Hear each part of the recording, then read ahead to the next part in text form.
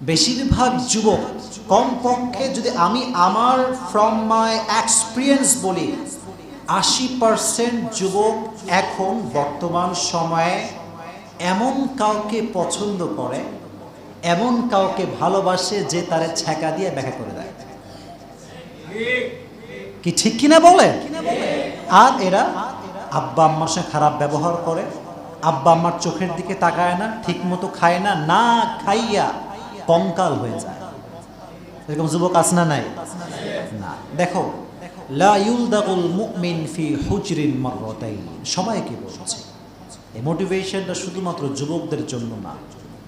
মনে রাখবেন, মুমিন যে ব্যক্তি হয় সে কখনো এক গর্তে দুইবার পা দেয় না।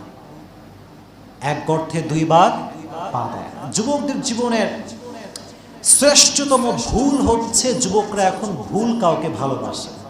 যুবকরা এখন ভুল মানুষের প্রেমে পড়ে। প্রেমে পড়া দরকার একজনের, তিনি কে?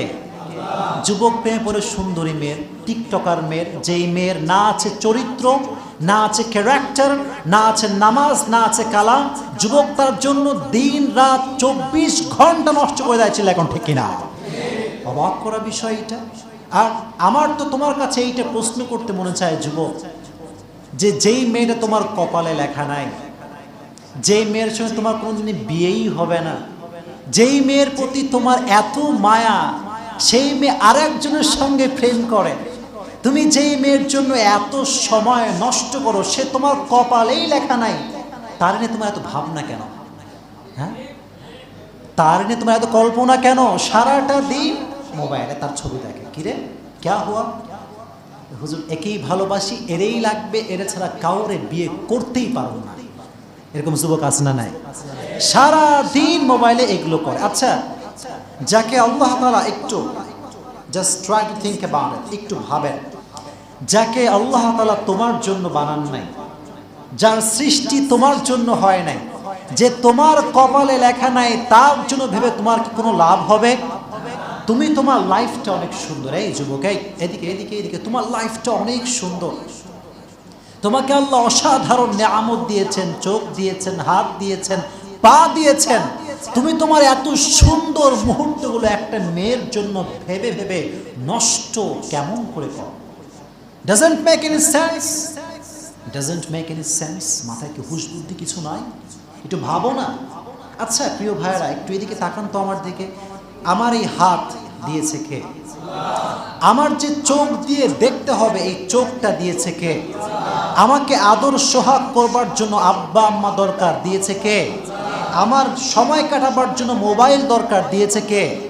আমার খাওয়ার জন্য রিজিক দরকার, দিয়েছে কে?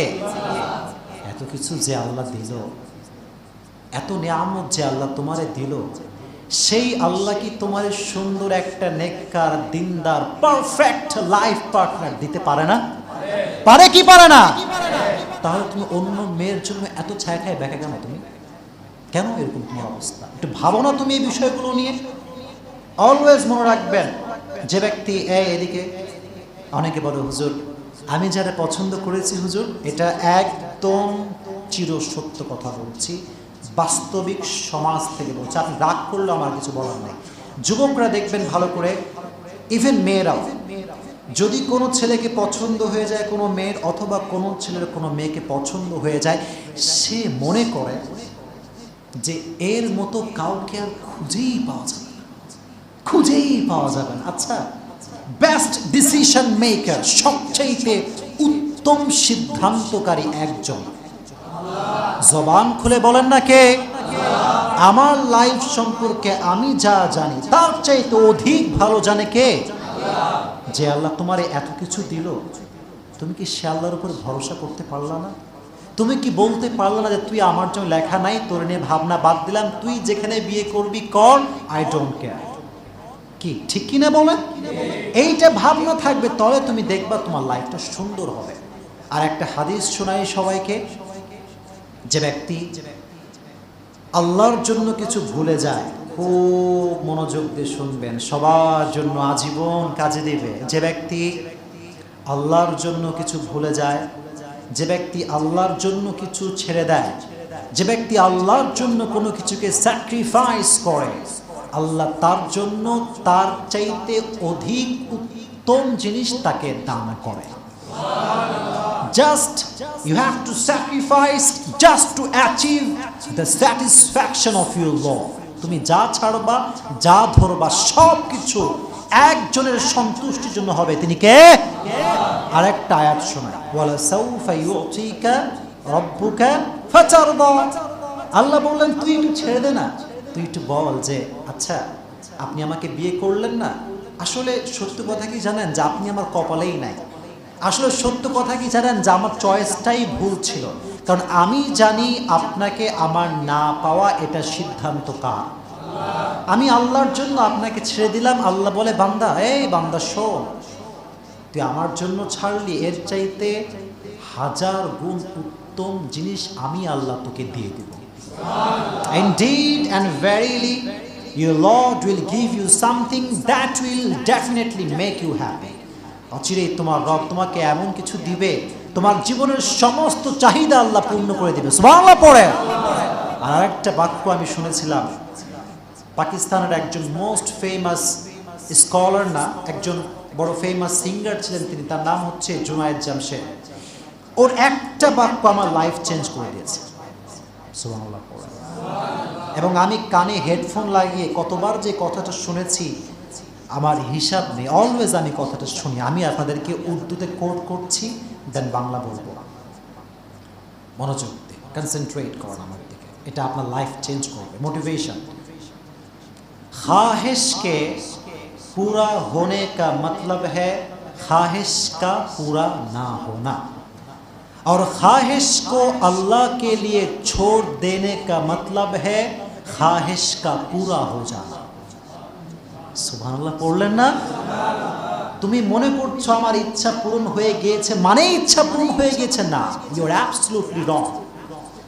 আল্লাহ যেটা চায় না, বান্দা যদি সেটা চেয়ে পূর্ণ করতে চায়, মনে রাখবেন ইচ্ছা পূরণ হলেও আসলে সেখানে ইচ্ছা পূরণ হয় নাই। আল্লাহ বলছে বান্দা তুই আমার জন্য ছাড়, তোর ইচ্ছা যেইটা আমি আল্লাহ ডেফিনেটলি তার চাইতে ভালো করে পূরণ করে দেব। ख्वाहिश के पूरा होने का मतलब है ख्वाहिश का पूरा ना होना, और ख्वाहिश को अल्लाह के लिए छोड़ देने का मतलब है ख्वाहिश का पूरा हो जाना। সুবহানাল্লাহ। এজন্য জীবনে অনেক ইচ্ছাই পূরণ হবে না। অনেক কিছু চাইবেন পাইবেন না, গাড়ি চাইবেন পাইবেন না, বিশাল বড় সুন্দর একটা বাইক চাইবেন পাইবেন না, ডুপ্লেক্স ট্রিপ্লেক্স বাসা চাইবেন পাইবেন না, সুন্দর একটা মেয়ের পছন্দ হয়েছে তারই বউ হিসেবে চাই আপনি পাইবেন না। আপনি মনে রাখবেন, এতটুকু মনে মনে বলবেন যে আল্লাহ তেরে লিয়ে ছোড় দিয়া, তেরে লিয়ে ছোড় দিয়া, अब तू क्या करेगा ये तेरी मामला है। যে ব্যক্তি সব কিছু আল্লাহর হাতে দিয়ে দেয়, আল্লাহ বলে বান্দা তুই যেহেতু আমার হাতে দিয়েছিস, তুই এটা স্বর্ণের অক্ষর লিখে রাখ, তুই কখনো আমার কাছ থেকে ঠকবি না। আল্লাহ বান্দারে ঠকাইবে? আপনাকে আল্লাহ ঠকাবে? আল্লাহর জন্য ছেড়ে দেন। আর সব সময় একটা কথা মনে রাখবেন, আচ্ছা সুখী হতে চান কে কে? দেখে হাত তোলেন। সুখী হতে চাই হুজুর কে কে? অনেকে হাত তোলে, মনে হতে চান না আপনারা? সুখী হতে চান তো সবাই ইনশাআল্লাহ? মাশাআল্লাহ। এই তো হাত নামান, আমি বলি। মাওলানা তারিজামের একটা স্ক্রিপ্ট বলছি, দেন আমি আমার আলোচনা শেষ করব। উনি ওনার বক্তব্যে বলছিলেন যে খুশি रहने का फॉर्मूला ये है कि जो भी तुम्हारी ज़िंदगी में आए, जैसा भी आए, तुम सिर्फ ये कह दो कि अल्लाह अगर ये सुख है तो ये तेरी तरफ से आया है अल्हम्दुलिल्लाह, अगर ये दुख भी है तो ये तेरी तरफ से आया है अल्हम्दुलिल्लाह। এটি পড়েন না আলহামদুলিল্লাহ। আমার লাইফে what ever I have received, is it sad or happy, doesn't matter. তুমি যা দিয়েছ, সুখ হোক দুঃখ হোক, আমি যা পেয়েছি আমি আল্লাহ তাতেই খুশি আলহামদুলিল্লাহ। অনেকে কিন্তু আলহামদুলিল্লাহ পড়েন নাই, পড়তে হবে আলহামদুলিল্লাহ। এই সেন্টেন্সটা মনে রাখবেন। আমি কিন্তু অনেক শুনে শুনে আপনাকে বলছি, যাচাই বাছাই কয়েকটা কথা বললাম, দেখবেন যে দুঃখ থাকবে না। আল্লাহর কসম দুঃখ, আরে ভাই দুঃখ আসে কখন? যখন আপনি দুঃখকে দুঃখ মনে করেন তখন তো দুঃখ আসবে। আরে দুঃখ আসলে ভাববেন যে আরে কিসের দুঃখ? দুঃখ আসা মানে সামনে সুখ আলহামদুলিল্লাহ। দুঃখ আসা মানে কি? সামনে কি আছে? এটা আল্লাহর কথা, ফাইন্না মাআল উসরি ইউসরা, ইন্না মাআল উসরি indeed and verily with every hardship there is ease. কষ্টের পরেই আল্লাহ অধিক পরিমাণ সুখ রেখে দিয়েছে। সুবহানাল্লাহ পড়েন। এজন্য কষ্ট যখন আসবে, রোগ যখন আসবে, জ্বর সর্দি কাশি, ভালোবাসার মানুষে পাইলাম না, আইফোন পাইলাম না, গাড়ি পাইলাম না, বাড়ি পাইলাম না, বউ পাইলাম না, আলহামদুলিল্লাহ সামনে আসতেছে ইনশাআল্লাহ। পড়লেন না? আল্লাহ আমাদেরকে কোরআনের বৈশিষ্ট্য, মোটিভেশন, চারটা যা যা বললাম সবাইকে আল্লাহ আমল করার তৌফিক দান করুক, পড়েন আমিন। এই চারটা মোটিভেশন যেটা বললাম আজীবন মনে থাকবে তো ইনশাআল্লাহ।